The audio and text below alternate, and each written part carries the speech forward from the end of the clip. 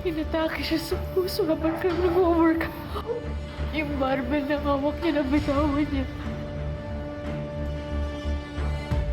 Steroids. Ang daw ang dahilan kung bakit siya natake sa puso.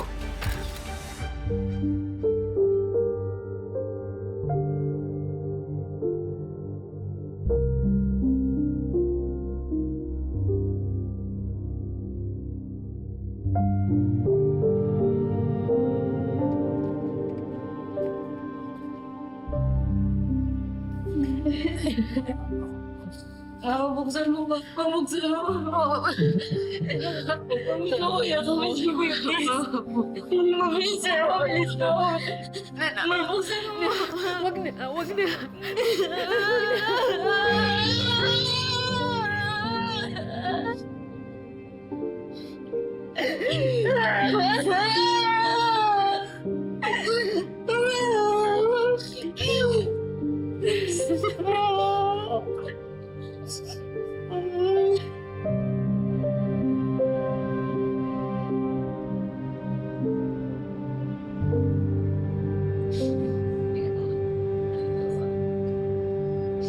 Nakikiramay ho ulit ako sa inyo. Gusto ko rin ho sanang ipaalam na may update na ho ako. Gusto niyo bang hintayin ko si Sugar? Nakausap niyo si Coach Zach? He denies encouraging the use of steroids in his program. Nagsisinungaling yun.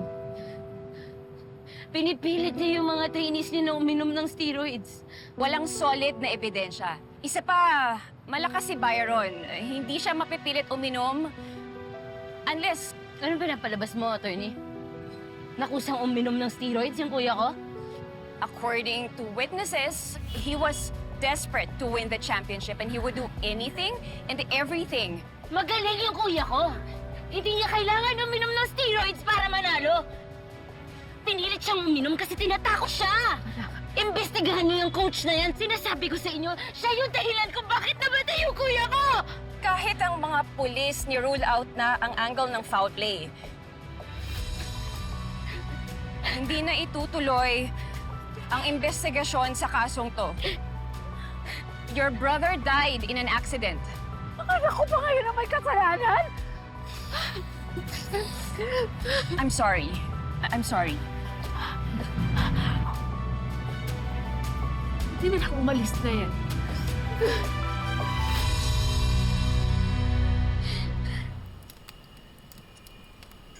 Kasalanan ito lang. Wala akong kasalanan.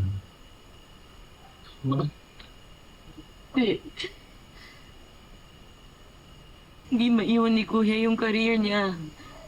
Dahil sa mga plano namin.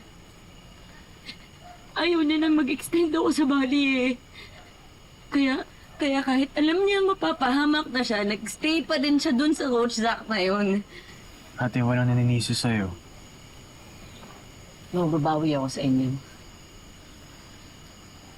Pagbabayarin ko yun si Coach Zach.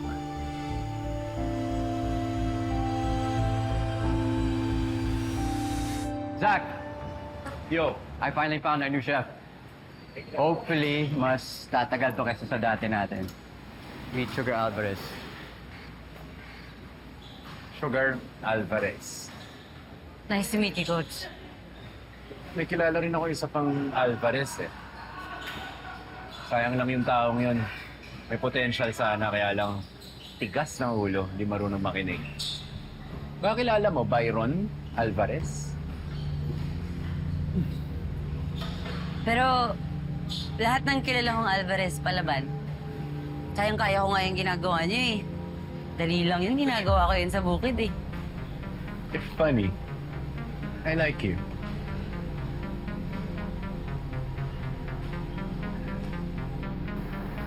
Ikaw pala yung demonyong dahilan kung bakit namatay si Kuya. 200 pa. Okay. Habang wala ka pa sa impyerno, dadalhin muna kita sa kulungan. Sarap ka ba? Ha? Sarap ka ba magluto? What's your specialty? After mag-workout ng mga guests, diretso sila dito sa bistro for their post-workout meal. Gusto ko every month bago ang menu. At hindi pwede ang hindi healthy, ah. Ayoko ng GMO, ayoko ng preservatives, or even artificial sweeteners. Nakasira yan sa branding ko. Branding nyo? Healthy and all-natural fitness program for optimum performance. Ano, wala ko ang sinasabi sa mga tinuturuan ko eh. Kung gusto nyo maging kagaya ko, dalawa lang ang kailangan nyo. Discipline and dedication. The steroids. Steroids.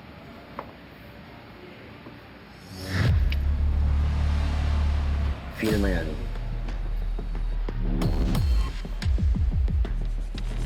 It's all natural. Steroids are for losers.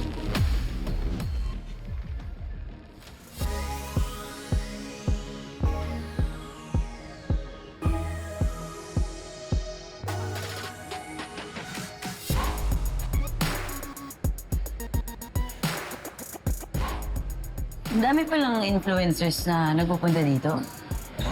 Si Liv? Yung naka-pink, di ba siya influencer? Hindi siya influencers. Lagi ko kasi siyang nakikita sa mga stories ni Coach Zach. Di ba yun yung mga collab nila ganon? Close pa sila? They're more than close.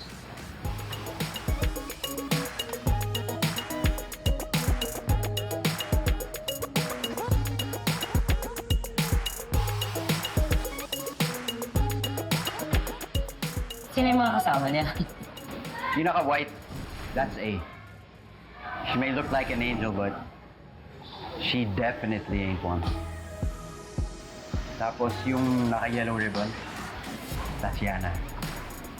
Sabi nila her family's so well connected, and her dad works directly for a Dubai Sheik.